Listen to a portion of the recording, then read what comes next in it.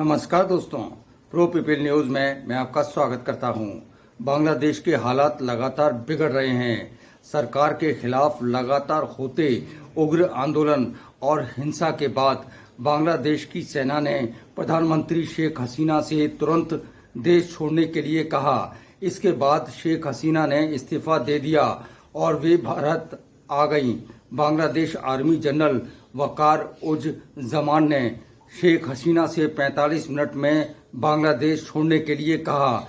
इससे पूर्व वहां की सेना ने शेख हसीना को बताया कि सेना उपद्रवियों को रोकने के लिए कोई मदद नहीं कर पाएगी। ये साफ संकेत था कि शेख हसीना को अब सत्ता छोड़नी पड़ेगी।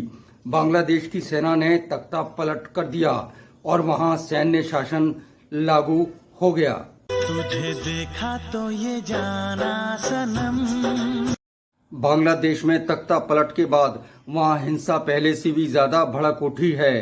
पहले ये माना जा रहा था कि ये छात्रों का आंदोलन आरक्षण को लेकर है, लेकिन इसके पीछे सांप्रदायिक शक्तियां काम कर रही थी। वही हुआ जिसकी आशंका थी। आंदोलन की आड़ में अल्पसंख्यकों को ही निशाना बनाया गया। आंदोलनकारियों के निशाने पर हिंदू, बौद्ध और ईसाई समुदाय के लोग ही आए। बांग्लादेश में हिंसक भीड़ ने 4 हिंदू मंदिरों पर हमला किया और मंदिर को नुकसान पहुंचाया गया।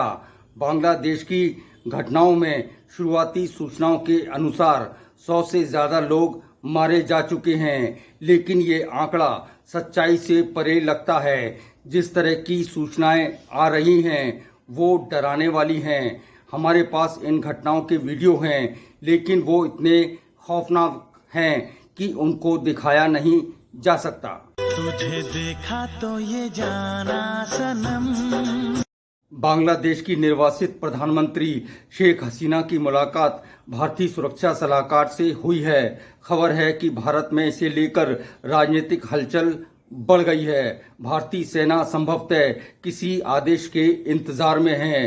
कभी भी कुछ हो सकता है। माना जा रहा है कि भारत सैनिक कार्रवाई कर सकता है। भारतीय वायुसेना बांग्लादेश के कट्टरपंथियोयों के खिलाफ ऑपरेशन चला सकती है। बांग्लादेश में हिंदू आबादी 18% तक थी, जो अब घटकर 8% लगभग रह गई है। इसके बाद बौद्ध और ईसाई अल्पसंख्यक भी हैं। यहां बताते चलें कि भारत और बांग्लादेश की सीमा लगभग 4096 किलोमीटर लंबी है। हालत खराब होने से भारत की सुरक्षा को गंभीर खतरा पैदा हो रहा है। तुझे देखा तो ये जाना सनम। बांग्लादेश की भौगोलिक स्थिति ऐसी है कि ये चारों ओर से भारत से घिरा हुआ है। बांग्लादेश सीमा के 3 तरफ भारतीय वायुसेना और भारतीय थल सेना के मिलिट्री बेस हैं, तो चौथी तरफ समंदर है जहां भारतीय नौसेना की तूती बोलती है। इसका सीधा अर्थ है कि सड़क मार्ग, वायु मार्ग और समुद्री मार्ग, ये तीनों रास्ते भारतीय सेना के हाथ में हैं। इसका राजनीतिक अर्थ है कि बांग्लादेश की सेना के हाथ बंधे हुए हैं। वो कोई भी गैर लोकतांत्रिक कदम उठाने से पहले 100 बार सोचेगी। हालत और ज्यादा बिगड़े तो भारत सैनिक कार्रवाई कर सकता है। इसकी संभावना कहीं ज्यादा है। अगली बार फिर आएंगे किसी नई खबर के साथ। प्रो पीपल न्यूज के लिए अमिताभ आकाश की रिपोर्ट। लेटेस्ट न्यूज अपडेट के लिए हमारे चैनल को सब्सक्राइब करें और साइड में दिख रहे नोटिफिकेशन बेल आइकन पर क्लिक करके हमारे वीडियो को सबसे पहले देखें।